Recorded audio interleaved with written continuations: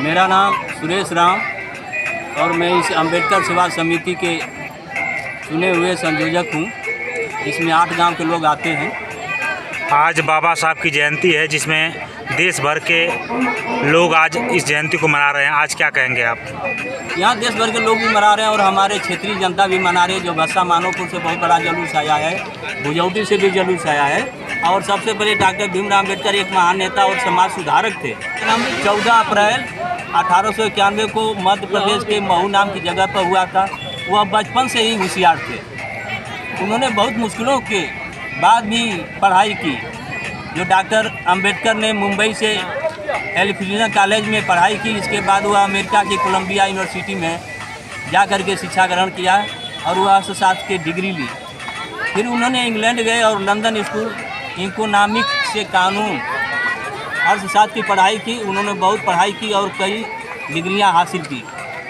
आज जिस तरीके से पूरे देश में बाबा साहब की जयंती मनाई जा रही है, इससे क्या संदेश जा रहा है?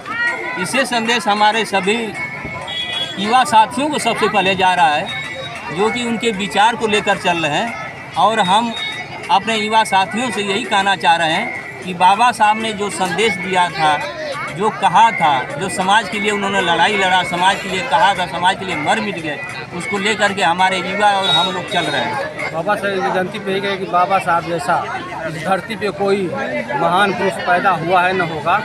और बाबा साहब ने जो भी काम किया है सर्व समाज के लिए है और सर्वांगीण विकास के लिए किया है। बाबा साहब में कोई भेदभावना नहीं थी। ऊंच नीच की खाई को बाबा साहब ने बराबर जो है लेवल करने का काम किया और उन्हीं के प्रचिन्हों को हम लोग चलने के लिए तैयार हैं। और बाबा साहब के विचारों से हम लोग बहुत सहमत रहते हैं और उनके विचारों को फॉलो करेंगे। बाबा साहब के विचारों का अनुसरण करें और उनके कारवां को आगे बढ़ावें, क्योंकि उन्होंने जितने अपने जीवन में संघर्ष किया है वो कहने लायक नहीं है, क्योंकि समाज के सारे लोग जान रहे हैं।